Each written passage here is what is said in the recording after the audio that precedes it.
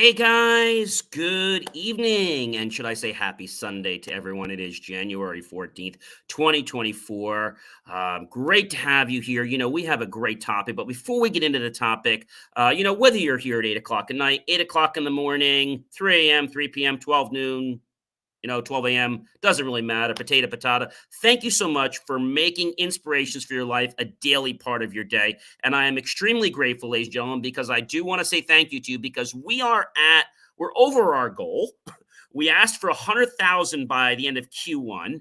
We have 131,900 downloads. I have another ask for you guys. Now, I know you're going to get me to 200,000. I already know that. But that's not what I'm going to ask you tonight. I'm going to ask you to help me out.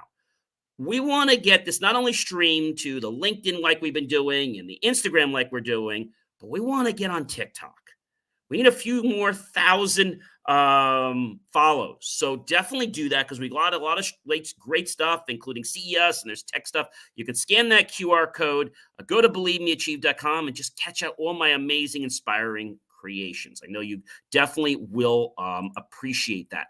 Let me get right into our master topic because I'm really excited. Our master topic for the week, in case you didn't join me yesterday, it is understand the keys to your journey. So our journey in life is different for everyone. And we talked yesterday about what a journey is, the keys. So I'm not going to rehash that again. But a journey is something that you constantly are on. It's not something you just do because you want to get somewhere. It's not like you get in the car and you're on a journey to get to a food restaurant or, to get to your office or to get to a client. That's not what I mean by a journey. This is a journey that's explorative, meaning that you are constantly adapting and changing. Like if you put the address in the GPS and it tells you to get there, well, you're going to get there, right? And if you make a change, it's going to course correct you. But this is a journey where you kind of know where you want to go. All right. You want to get to a certain point or do something or achieve something. And you don't exactly know how to get there. But you do know one thing. You know that you want to get there. So you've got to kind of, let's say, take your temperature along the way to make sure you're doing the right thing. Now, tonight's topic, I think you're really going to love tonight's show. It is navigating leadership, autonomy, and assistive robotics. We're on series 3, which means we're in our third year. We're on show 3, and we are on episode number 2. Wow, I know that was a very big mouthful there, and we have tonight another great guest to be with us. His name is Harout Markarian, and he is a roboticist. A building robotic platform specialist to improve the quality of life. He is a former pro basketball player, another engineer like myself, always love engineers, entrepreneur, an inventor, an innovator, and of course, he is a podcast guest. And it's great to have him here because, when we get to talk with people that make this technology and we can impact how things are made, I've always told you guys before, it's not so much the fact that we want to make something. Like I was talking the other day about smart cities and smarter cities. And so what I want to talk about that is that everybody says that we actually need to have smart cities. But I want to disagree with you guys and tell you we don't need smart cities. What are you talking about, John? We need smarter cities. So everybody wants to spend money on technology and they want to get everything going, and that's amazing. But we need smarter cities. So, ladies and gentlemen, please help me welcome to the Inspirations for Your Life show, Harout Markarian, to talk to us tonight about some very interesting things when it comes to autonomy, robotics, and how this is playing a role that is going to actually affect mankind. Welcome, Harout. Thank you, John. Thank you for having me. It's great to have you. So, when we think about, our journey, right? When I say journey to you, what's the first thing that comes to your mind? Just a quick thought. If I just say the word journey, and not the song journey. Everybody else says journey, the song, not the CERN journey. For me, when I reflect back on my journey, the one word that I can describe it by is chaos. Okay. because chaos in a good way though, right? Because I started in basketball, moved countries, came here, had a bunch of units already completed in my university.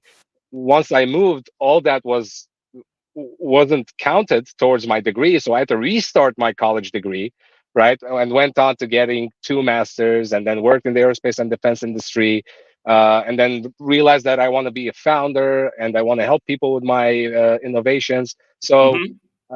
it's a lot of ups and downs, a lot of redirecting yourself, kind of refocusing yourself, and keep on moving forward, whatever you do. If it was easy, remember everybody else would be doing it. That's I true. talk to some people who are like, "When do you sleep?" Oh, and did I mention I'm training for a marathon too? They're like, "No." I'm like, "Yeah, but that's okay. I fit that in early in the morning around 6, 7 o'clock for a run." They're like, "You're nuts." I'm like, "No." And then I do meditation and I come back. They're like, "Really?" I'm like, "Yeah, by doing that, I actually only need 2 hours less of sleep." And they look at me Yeah. like, like. So I think it's because people don't use their bodies efficiently. And I'm not here to really talk about bodies and medical tonight, but I think it comes down to the same thing when we talk about technology. People build technology because they want to, but they don't always build the most efficient technology. So I have to ask you, when you said you were in basketball, so where did you play, and what made you come from basketball into engineering? Like, how did you make that jump?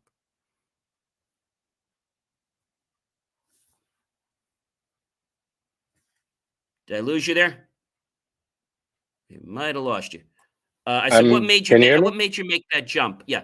What made you, like, take that jump from the basketball? Like, what made you wanna do that? So when I got into basketball is because both my parents were professional basketball player. They played in Lebanon. I played professionally in Lebanon. So it was like kind of like the right path kind of for me to take, or the most logical path, I should say. And Okay, okay, obviously I was good at it. I trained a lot for it without even getting paid at times. So the drive and the purpose was there for me. That was my purpose in life. That's what I thought. okay, And then years later, my parents decided to move. At this time, I was like 23 years old, so I had to okay. leave all of that behind. So it wasn't like I wanted to do it or I knew I was making a change. It was kind of fell on my lap, and I always my relationship with my parents was always good. So even though I disagreed with them about the move, but I always knew that whatever they were doing for my sake and my sister's sake, The right? greater good for everybody, right? And sometimes we always say we want Exactly, it to happen a certain way, but if we can understand that sometimes what's happening, we'll get what we want or we'll get something even better. But we're so exactly. attached to that result. So I think that happens, I think, with all parents and their children that, they don't always like the path you're going. Like, let's take entrepreneurship or serial entrepreneur. My parents thought I was nuts. They want to become a doctor. I studied to do law. I said, I don't want to lie to people for a living. Yeah. They're like, "Well, why don't you go work for a company and make a few million?" I said, "Well," and I'll just tell you this a quick story. Before I graduated for my first degree in engineering, there was a company that was recruiting, and my dad said, "Oh, this is fantastic." I said, "Well, wait a minute." So I went to meet with them. Now, I did some homework. I knew who this company was, and a friend of mine, year before, had already started working for this company. So I said to the guy, I said, "Look," I said, "I'll be happy to work for you." Now, let me tell you the caveat because I knew what they were doing. I'll be happy to work for you and I'll be happy to do whatever you need, providing that what you asked me to do is not to write software or build hardware that in any way, shape, or form, I don't mind doing that, will harm, hurt, or take out the life of another person. Oh, And the you're gonna make me guy feel so bad kind of right now. he went back in his chair. This was just me. That was just my thing. But Yeah, because of the way it was. But the difference is when you're a founder and you're doing something, you understand the whole purpose. When you work for a absolutely. company, you get the understanding. And we're going to talk about that in a few minutes. Is that you get that whether you're making it for a business or you're making it for defense, you understand the I's and the T's. When you're Mhm. working for that defense company as an employee, you don't have a say. No, you don't. So, I know nobody likes to make defense equipment. I get it, but there is a responsible way to make it. And before I can talk about that, I want to ask you, what is leadership in your own opinion? What does leadership mean to you? Leadership is allowing the people who you're leading to become better than you, right? To you have to be replaceable. If you're a good leader, your one goal should be for the people who are working for you, they should be able to replace you at any given day. That's a successful leadership for me. uh, and that way, the company, the business, or whatever it is, it keeps on going and it doesn't stop with one person.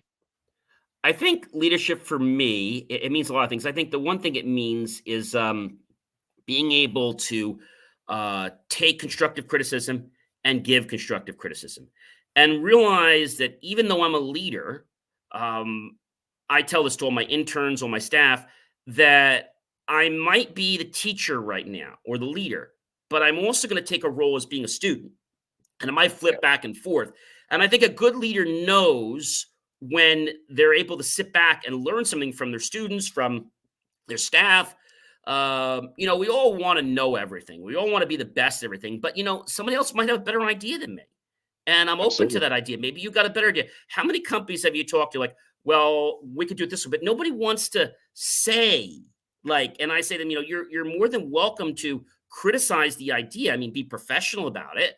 But you're more than welcome to say, hey, I like what you're doing with this algorithm. It's just I would have done it differently. Okay, great. Now I'm going to challenge you. Why? And then they might have a good case, or I'm like, well, okay, give me a test case on that. I'm like, well, it doesn't work. Now, we're not getting into tech here too much. This isn't a tech show. But the point I'm making is that it's a mentality. And so, one of the things we do whenever we, let's say, recruit people, whether it's internships, whether it's staff, is we make sure that they understand our culture. And the thing I usually ask them is I say, how do you feel about constructive feedback? And if they, oh, I'm okay with it.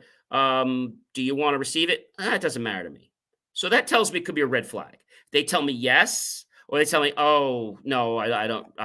Just tell me what to do, but I don't want to be. And I know that's a problem. But it says, oh yeah, I definitely like constructive feedback. So now I'm going to ask them a question like, okay, great. So let me ask you something. So somebody in your department, let's say, is building something wrong.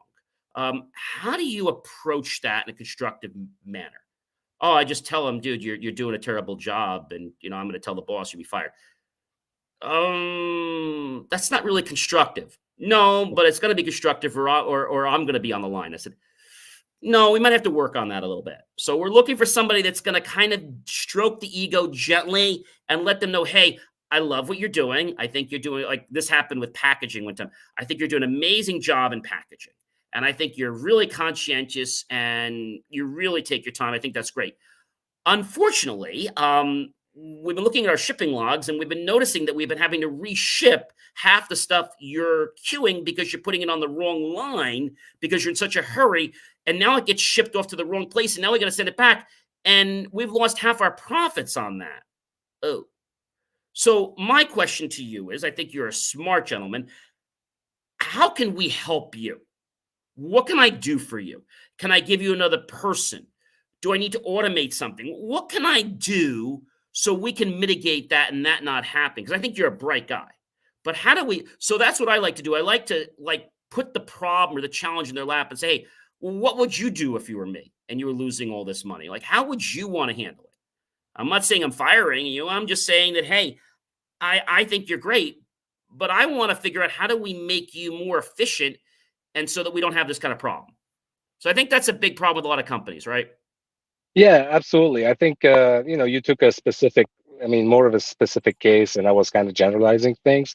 But to your point, a lot of people get attached to the chair that they're on, meaning like the position that they're on, Hmm. or they just don't want to get fired, like you said, right? They don't want to get fired. So I'm like, they forget that the goal here is the success of the company, and ideally we are all working towards that same goal. So we're not trying to point a finger on whose fault was it. We're trying to fix that and not let it happen again. So if we everybody has this kind of this kind of mentality, I think the company as a whole would be on a much better place. It's like a corporate culture. And I think the Yeah, problem with a lot of corporate culture, and correct me if I'm wrong here, Harout, is that a lot of corporate culture is really dictated from the top. So you have top management, you have bottom management. I think there needs to be a combination of top down management and bottom up management. So, because otherwise, the top ups never get a chance to hear ways that could improve the line. There are some things Absolutely. that are non negotiable, like safety procedures have to come from the top. There's no discussion for how that has to be. Mhm. So I think Yep. there's, Yep. and I think a lot of times these companies, that they get paid these hefty salaries, which God bless them, but they're really not doing the best for the company. And I like to say three things have to happen for you to have really successful leadership. One is, well, we can be selfish for a minute. Okay, I want to win, right? If I'm a salesperson, I want to win. Of course. Second is the client needs to win. And third is the company needs to win. And if any one of those three links are broken, I feel that there is a potential of that company going down. Losing customers is not good. If the business is losing money, it's not good. If the salesman's not happy or the consultant, they're not going to sell more product, right? Yep. Yep. So I think that's a big problem. So I think a lot of companies. This is why I've not been a big lover of corporate America, and I knew at a very young age that I didn't want to work for a corporation. I worked for a government agency when I Yep. when I got out of college. I did it part time, got paid pennies for what I was worth, but I didn't care about the money, Harout. I just cared about the experience. Absolutely. And I remember telling the lady after being, let's say, hit so many times and being abused. I remember coming back on a trip. They were managing schools. And when we came back from the trip, it normally takes me 12 and a half minutes. Well, this day it took me 15 and a half minutes. Okay. And so the lady, this one lady, I'll call her Mary, that's not her name. And she says, Miss Morley, she says, where were you? I said, well, I got back from school 26. I can remember. She says, I know. She says, and you're 3.5 minutes later than you normally are. What happened? Well, let me see. There's probably a light. Well, which light? Well, I came out of here. I said goodbye to the security guard. I came over here. I came to this light. I waited. The light took an extra 30 seconds. Okay, that still gives you a minute and a half or 2 minutes. Where are you now? Well, it was a hot day, and I didn't take lunch, as you know. And I had to get back to the office, but I was sweltering. And I said, and the machines in the building were broken. I couldn't get any water, so I said, let me just pop into the gas store there, the 7-Eleven where it was, and get myself water. But they go like, aha, we got you. So I mean, aha, you got me. So you're stealing company time to get a drink. I said, I didn't take lunch. Okay. And I was doing what was better for me because if I didn't, you would have a medical issue. Well, don't let it happen again. I said, I'm very sorry. It'll never happen again. About, I don't know, 3 days before Thanksgiving. And I was less than 2 weeks after Thanksgiving to being fully vested for life. I walked into the HR person's office, knocked on their door, and I'll call her Gina. Gina, I said, you have a minute? She said, absolutely. I said, Gina, I want to say thank you. She says, oh, you're welcome. I want to say thank you from the bottom of my heart because we had a great run and we're done. And she looked at me. She says, excuse me? I said, I want to thank you for helping me become the best version of myself and helping you become the best version of yourself because after today, I'm officially done. And I think I started with that statement first. And she's looking at me all crazy. And she says, John, you're going to lose all this investment money. I said, to me, it's not about the money because I'll make tons more money later. I said, to me, it's about the principle and feeling valued when I come to work. And I just feel like, I don't know, I'm not treated very well here. So I went outside, talked to somebody, and the lady said to me, she says, can you help me? I said, I only have 10 more minutes. I got to leave. And she says, oh, will you be back tomorrow? I said, no. I said, it's going to be the holiday. She says, oh, that's right. You come in whenever you feel like it. She said, well, when are you coming in? I said, well, I'm not. Well, you coming in next week? I said, no, I'm done after today. She's like, oh, hon, she's like, I am so sorry for you. You're such a great guy. I knew they were going to do it to you. What? They fired you, didn't they? Fired me? No, I quit. Oh, well, we'll find somebody 10 times better than you. Yeah. and I think that's how corporations go. But, when we talk about technology, which we're talking about it more on the human side, what does it mean to be autonomous? Let's talk about that in a very simplistic way. And again, I know we're not a tech show, but we're talking about this because tonight's show is about how it affects human beings. So that's what we want to learn about what autonomous is.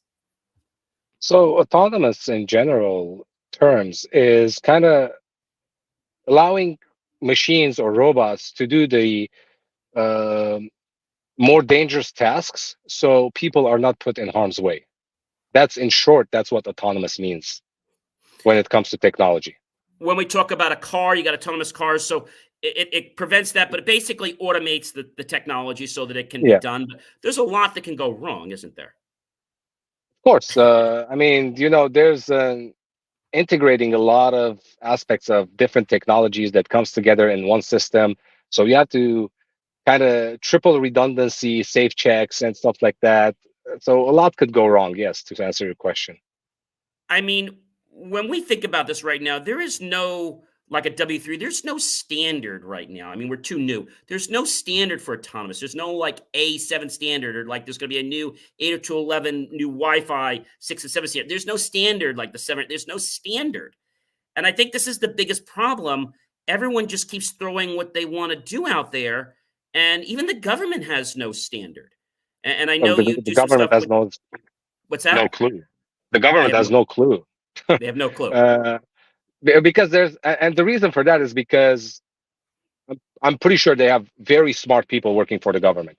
But when you have your innovations coming from different industries from outside of the government selling to the government, so how do you regulate all of that, right? And what Exactly. regulation? So that it's not a matter of there is or there isn't, but it's a very complex issue.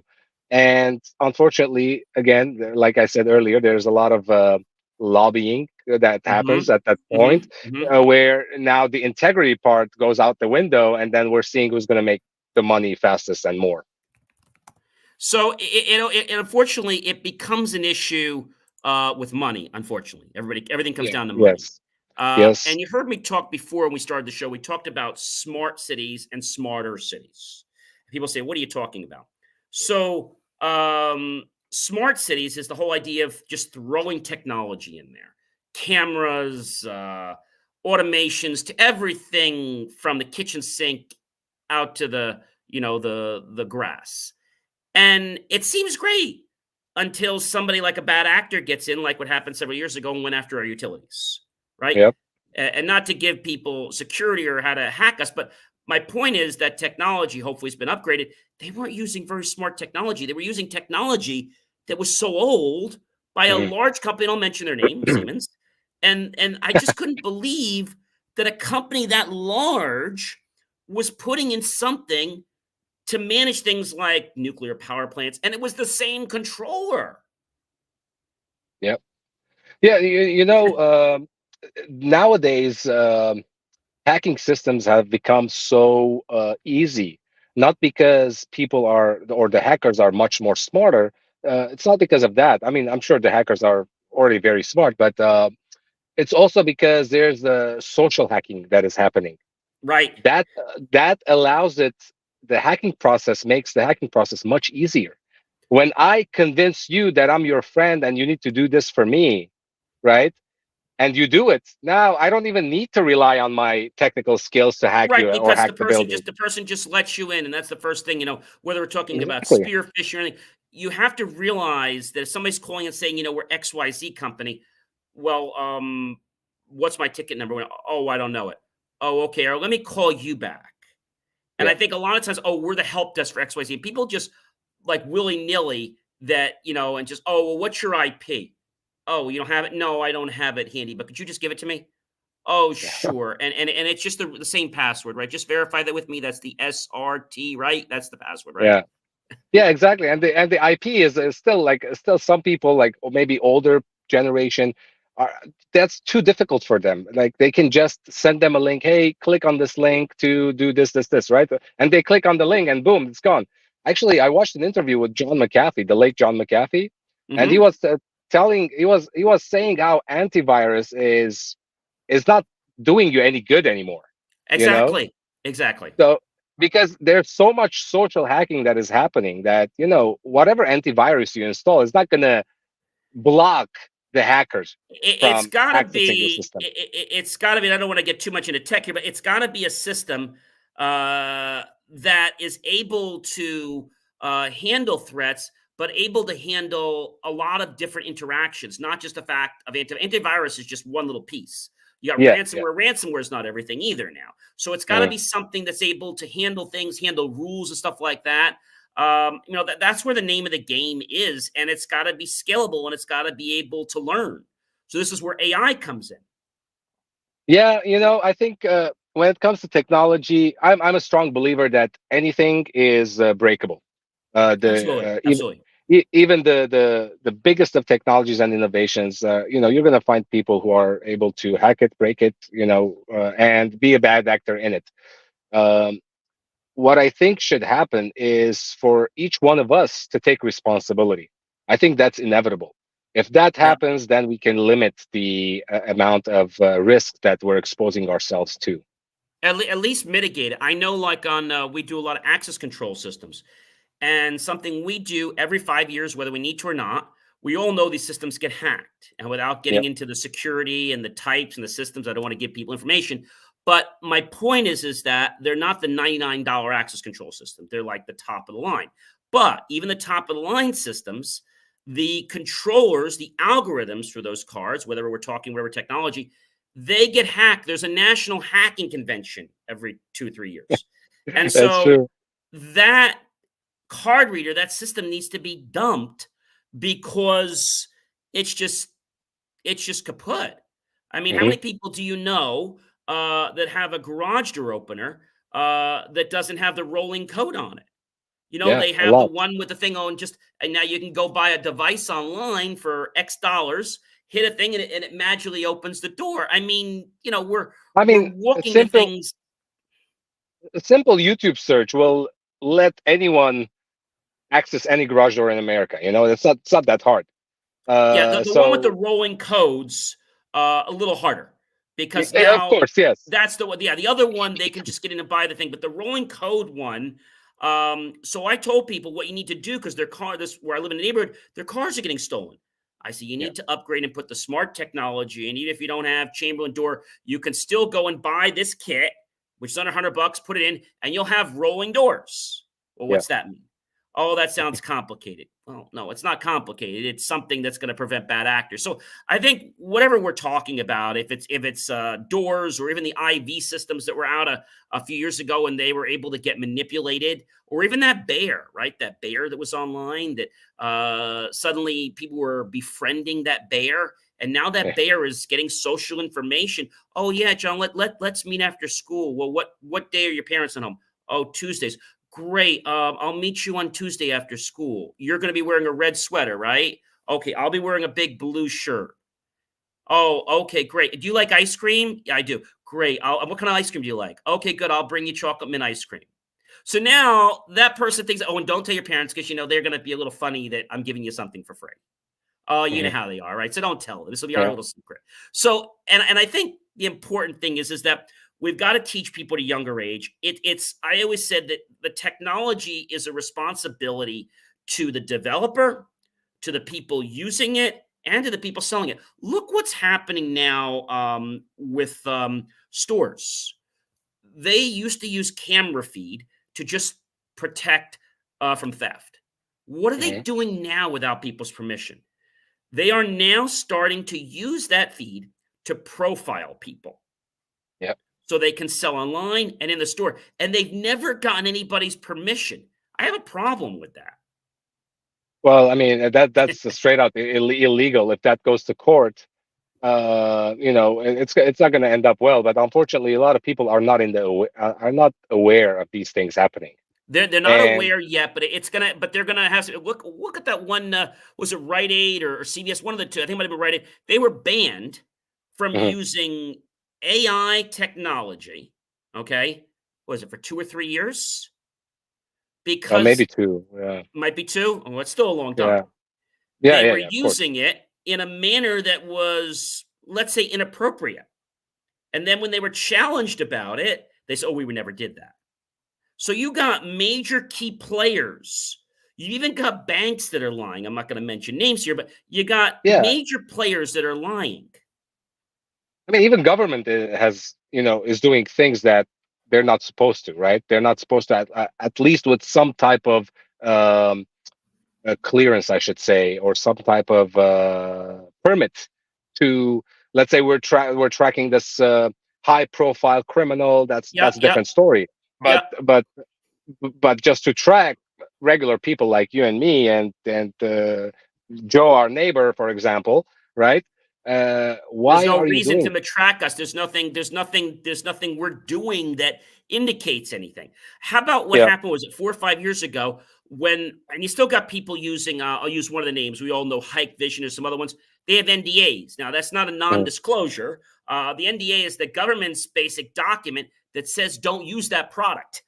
Yeah. If you are a school, if you are doing work for a school or contract school, you can't use those cameras in your facility because there was a website found that allows you to backdoor into them. Hmm. I think our government, when it comes to technology, we've got to be a lot more on the ball of what we allow into our country.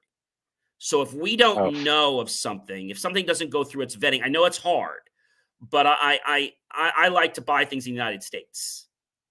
Oh, absolutely. I'm a strong advocate for that. I think we already put ourselves in a position where we shouldn't have been, and like relying on foreign countries to Yeah, supply yeah. us with a lot of raw material and whatever it is, or our medicine or whatever you might have. I'm a strong advocate for in-home manufacturing, whatever that Yeah, technology and or I think I product think that's a is. great thing, and I think people need to start realizing that if we're gonna buy something, nothing against overseas, but I think we need to keep the jobs here.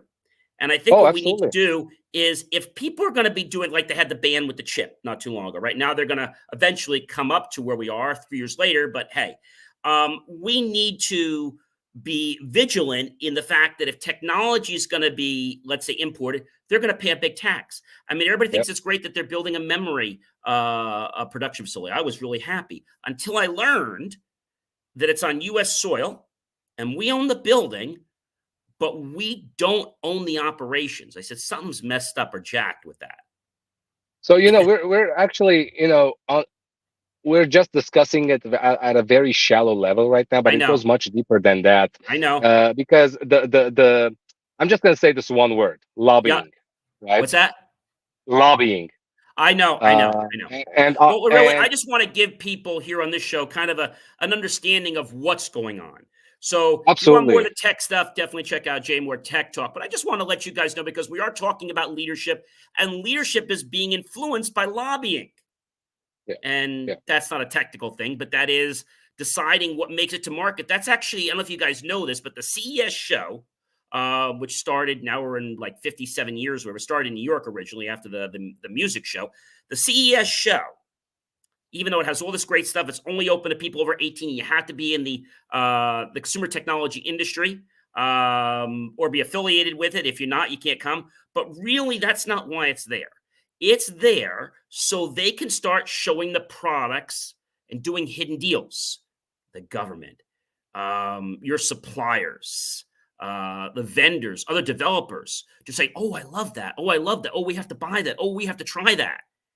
And that's really what it's about. And this is in this next week or two, this is what makes the decision to pull the trigger to bring that. These are discussions that you and I aren't privy to, but they're yeah, already in the mix and they've already decided who they're going with. And that mhm, technology is already going to be rolled out in Q4 or Q3 yeah. because that's why CES comes. It's the largest, I'll call it, adult playground for technology in the world. It was the music show before that.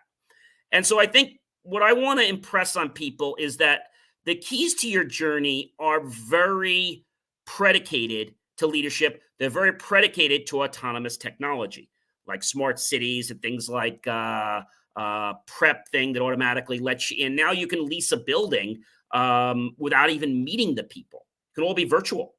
They'll Yeah. schedule the thing. You walk in certain doors that let you in and out. I mean, I get why they're doing it, but I think we're taking out the human element. But I want to make sure we have time for everything.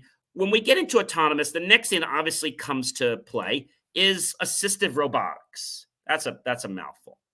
Um, Uh, well, I mean, for me, at least, assistive robotics started when I worked on brain-computer interface, which, so in very simplistic terms, it allowed a severely paralyzed person to operate his motorized wheelchair through his thoughts.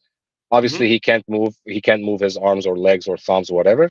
So that's when light bulb kind of lit in my head, saying that, you know what, I'm done with my corporate life. I want to dedicate my time and my life to improving accessibility, improving independent living, which means allowing people to participate in communities, in their communities, through the help of these robotic systems. Now, Mhm. when I say through the help of these robotic systems, I'm not removing the humanity That's a aspect very from it. key piece. We have to make Yes, sure that human loop is in there. When I hear companies absolutely. like Amazon, and again, not to bring Amazon, but hey, I'm going to say it, you're guilty, Amazon. I'm sorry. Being a first responder, and it found out that at 4 o'clock in the afternoon, and the person falls over at 2 o'clock, and suddenly they figure out that a guy fell over because somebody did a shift, and none of their automated technology picked up the person fell. But here it gets better. Not only that, they hire people at high rates, which says, oh, this is great. You can make a lot of money work from Amazon. Wait, hang on. They don't fire by human being, they fire by computer. I got a big problem with that, a big Yeah, problem with that. absolutely, absolutely. So what I'm trying to do with MARKBOTIX is the company that I started, is to give more time for the caregiver and the person needing the care, more human time together, right? So because we want to reduce caregiver burnout, we want to improve independent living, and the Hmm. way we do that, and by the way, I interviewed 1,000 people before I commit to this technology. And this is to say that whatever you're making, whatever you're coming up with, means a zero if there's no adoption. If there's no, Absolutely. even if you create the most innovative technology on the face of this earth, uh, if you don't go out and talk to people, see what they need help with, see what their pain points are, and you're not addressing these pain points, your technology is useless. It, So it's I got to put be my It's got to be inclusive too for everyone. I want to talk about race, religion, sexual orientation, creed, color. And the reason I bring that up is there was a big lawsuit not too long ago. I'm not going to mention the company name, but there was a big lawsuit that came up because the technology that did job searching was profiling people, the AI engine. Mhm. So I feel we don't just have copyright issues and things. I think this is why the human loop really needs to be almost like a requirement that if you're building AI technology, it must have at least two things in there. It must have at least one human checkpoint. And if it's something that deals with human life, I think it should have two checkpoints in it. Like that Yeah. should be a standard. Yeah, yeah, absolutely. And the thing is that, I don't believe in a fully automated world. I don't I believe don't in either. taking you. Yeah, I'm an engineer. I'm a roboticist, but my goal is to augment human interaction. That's my goal. To And basically provide the tools so that you can do the thing. You know what almost reminds me? I was interviewing a pizza place not too long ago that started, and they make pizza with all AI. Not to get too into Mhm, this, but basically what happened is so they're still doing the pizza by hand, rolling the dough and all that kind of stuff. And then but then they're using a machine to press it by hand. Like they put it down and it presses it. Then they take it and they put it into I'll call it the AI machine. It scans it. Then it figures where to put the topping out. They don't have it go directly in the oven. They pick up the pizza and they walk it over to the oven. mhm, yeah. I Yeah. think that the AI misses. It's always going to miss stuff. It's never going to be perfect. Well, I mean, think about it. You're comparing, human traits versus a machine that can, uh, do repetitive tasks perfectly, right? But we as humans can't do repetitive tasks the same way every single time because No, we have not like a machine, not like a copy machine, not, yeah, not not, like a machine. but I feel like that's a beauty of it in many ways. Of course, we're not the most efficient, race or human beings. Right, Human right, beings right. are not the most efficient in performing tasks, but those small errors that we have in ourselves makes us who we are, and the interaction that we get from each other, teaches teaches each other, and you know um, progresses us into new places where I'm learning from you, you're learning from me. And unfortunately, what you said earlier about including race and Hmm. other stuff, um, I feel like AI is mimicking what's happening out there by humans today. If you go today and fill out Yep. a job description, they ask you what race you are, what color you are, what gender you are. I'm like, I'm interviewing for this director of engineering position, for example, right? Why does it Uh, matter? what does it matter if I'm a girl, a man, a transgender? It's like, do you? I need someone that gets the job done. Period. You know, and unfortunately, it's not being done that way. And this really is a pain point in my existence because I Hmm. hate talking about race. I never saw people for their color, for their gender, for and blah blah blah. Right? Etc. Yeah, yeah. Yeah, and when I talk to someone, I'm like, "Can you get the job done?" It's a yes or no question, or at least can I develop you into the role to make the best Do you possible have skills? Do you outcome? have experience in this area? Have you ever worked with servo motors? Have you like let's take Exactly. that motor that thing they did for what was the name of it? It was Spot. You remember Spot? Yep. Yep. Spot robot. So great product, but you and I both know that that product was not flawless. Being a video producer, I could tell that they edited that. That was Hmm. not a smooth cut. It looked fine, but I even saw some issues where they made some errors. So my problem is when we have technology out there that's not the way it's really operating and we're trying to use video or stuff to lie about it. That's my problem being a journalist. I have a problem when we're trying to make the public believe that it's something that it's not. Yeah. That's my Yeah. biggest Absolutely. problem with AI and Absolutely. technology. Absolutely. And I think there's a lot of fluff out there. And that's why I say, the simplest thing, what took humanity, the day humanity took hit is the day we gave our lives to our smartphones, right? Yeah, I That think, was, and you got to know when to turn those smartphones off. And like I was saying before, it's great that you can build those things and you even do work for defense. There's nothing wrong with what my big thing was when you can be somebody that's an input and you can make a decision, okay, having a company, and let's say I'm specing a security for Wall Street or something, I can set what it's going to be. And if I don't like it, I don't have to do the job. mhm, If I work for a company, you either do it the way we say or get fired. yep, So that's the big difference between working for naval defense or any defense company because yes, they want you to build. In fact, I had a guest on my tech show a couple of years ago who was a colonel, and we talked about the psychology of killing remotely with drones. And that was a very hard book to read, 600 pages, yeah, but it talked about making it all from the video game and how it just kind of brainwashed people into saying it's okay to kill people. mhm, And so I don't agree with that, but the philosophy of the government and how they dictate it, they're saying, well, look, they don't call it, they just call it conditioning. They never use the word kill. They never use the yeah, word shoot. The target is hot. Prepare to commence the sequence. yeah. Like very. What happened to the what was it? The four was it the three or the four? You remember the three rules? Three rules of robotics. You remember those? But we don't seem to be living by those three rules. The No, the three so the three the thing laws is, of robotics. whatever The the robot rules may not are, injure a human being through interaction, allow a human being to come into harm.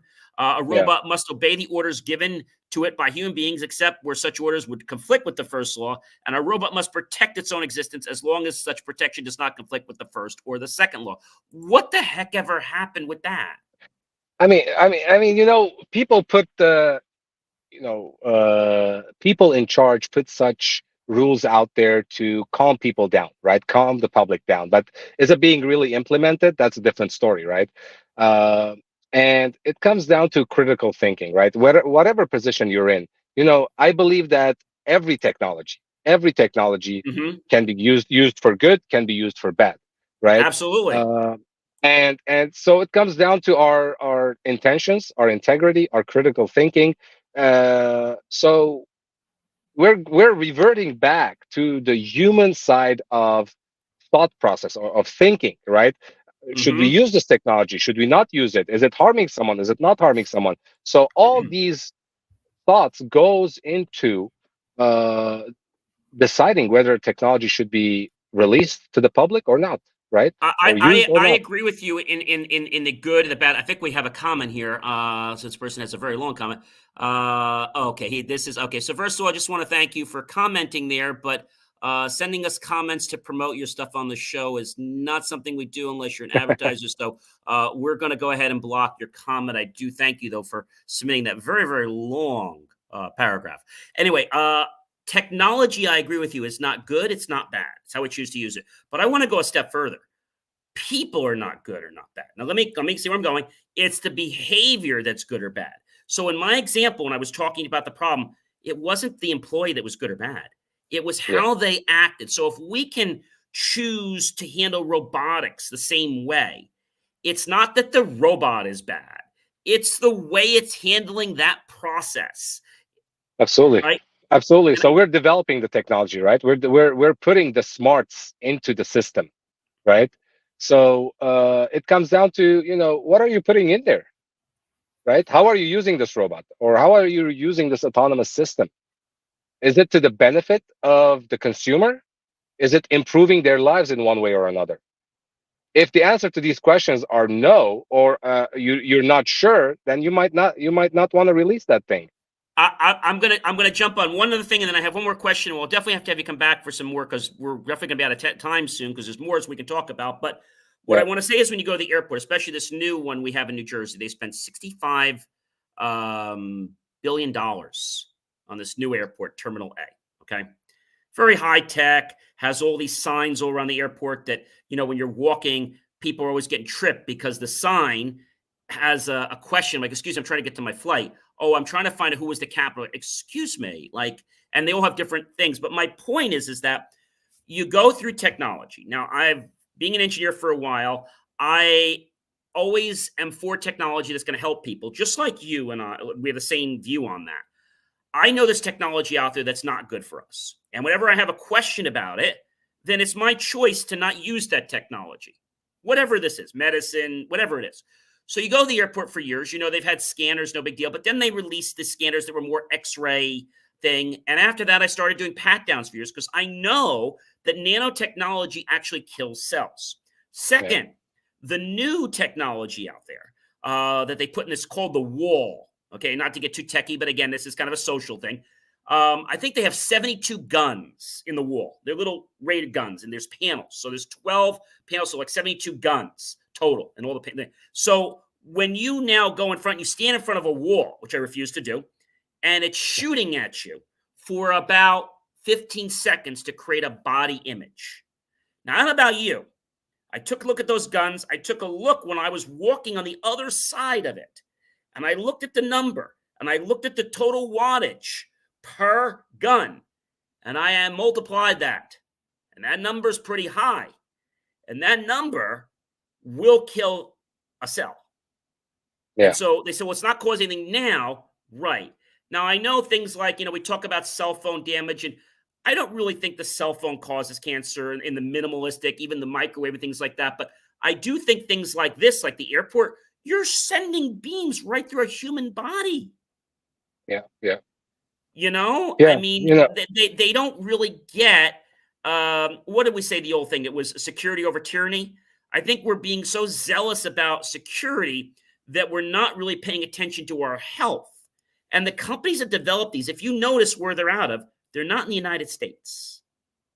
They're in another Yeah, country. most of us are not. Yep, yep. Yeah, and they don't have a firm belief. If you go on their site about health, they have a very vague statement.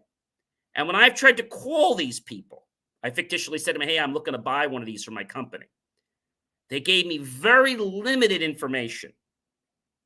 So when I told one of the guys, I said, are you wearing a Geiger badge? He says, no, you should be. I said, because you could be subject yourself. See, they don't care about these things. Yeah, yeah. They don't They become they an don't. issue until They don't. people have a lawsuit, I guess is my point. Yeah. And my last point, when we think about assistive robotics and we think about, what it can do, my last question is, how is autonomous systems and robotics making the world a better place for humans today? So, I mean, autonomous systems, are is a very vague term, right? There's autonomous systems, and like there's autonomous cars, there's a warehouse autonomous forklifts or whatever, um, and those are, if you think about it, they're really replacing the human being, right? How, if you ask me, how it's helping the person, it's not helping the person, it's helping the company. For example, Tesla today with their autonomous car. Tesla is Yep. not is not a car company. It's a data company. That's exactly right. You took the words out of my mouth. I said that to somebody else on my show last week. I said, they're not a car company. They make cars, but they're a Yeah, data company. yeah, And that's why absolutely. you should invest in them if you want to invest, because they basically are a data pioneering company. And Mhm. I wouldn't be a bit surprised if they sell that data to other companies. I wouldn't be Yeah, shocked. yeah, yeah. I mean, I'm pretty sure they're doing it right now, but I To mean, a higher how do you? level, though, to a profile level Absolutely. where myself as a driver, I'm this year, I drive this, I Yeah. go here. And so even though my information of where I drive is supposedly anonymous, but they're going to profile it to me with a number. Now, they may not have my name on it, but they're going to profile it to me and where I drive and my lights. Mhm. And see, I think that steps a boundary of marketing, also in a marketing and media company. And I feel that marketing has stepped on people and has abused people and spit them out just to make money. Yeah, I don't like when marketeers or marketing company kind of they use fear or a fear of missing out kind of to make you want to purchase something or make you or kind of corner you to drive you to a certain decision that you Yeah, may you not better want do to it make. now, because if you don't, our price is going up next week. Or if you don't do it now, your competitors. I mean, obviously, there's some bit of that. I get it.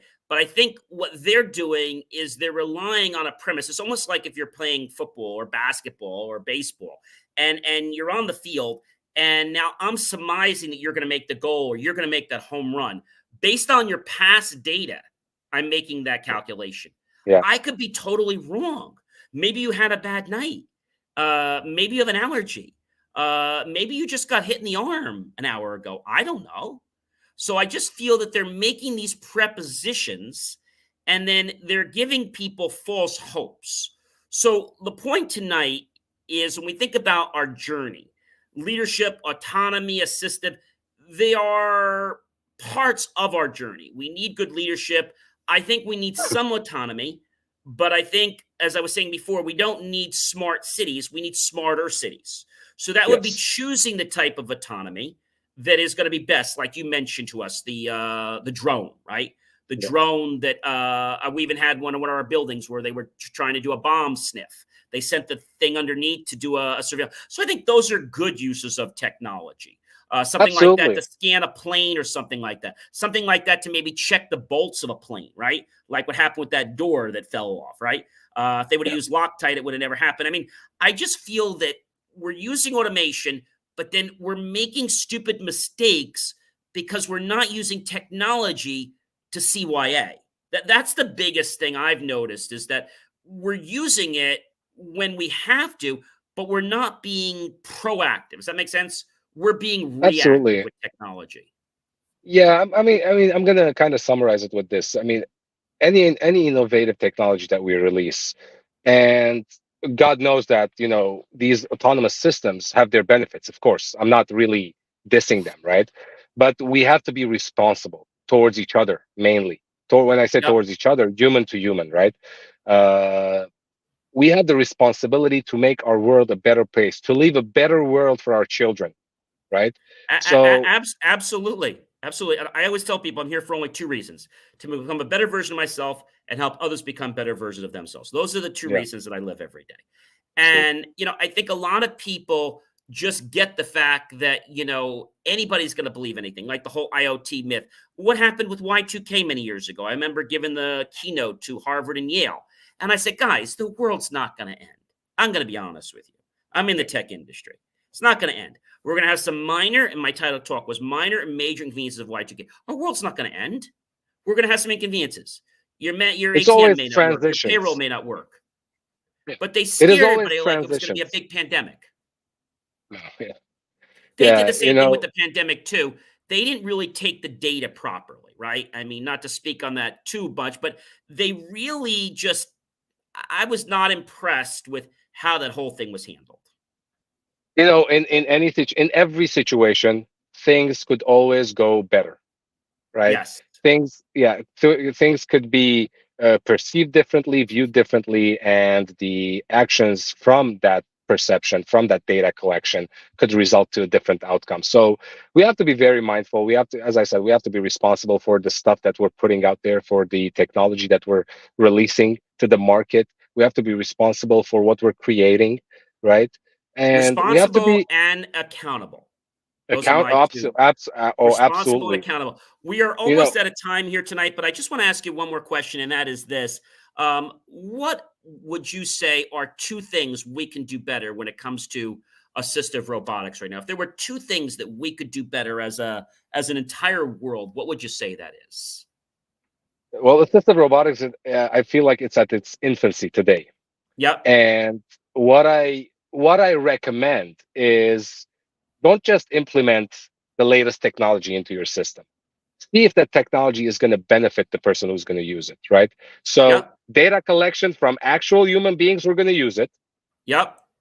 and then just enough features to make that person's lives better. That's it. I You love it. don't need, It's like the software world all over again. I may want a yeah, million features. I'm like, hey guys, let's just put 100 features in. Let's put the core features in and get them to work first. Then yeah, we'll worry about 2.0.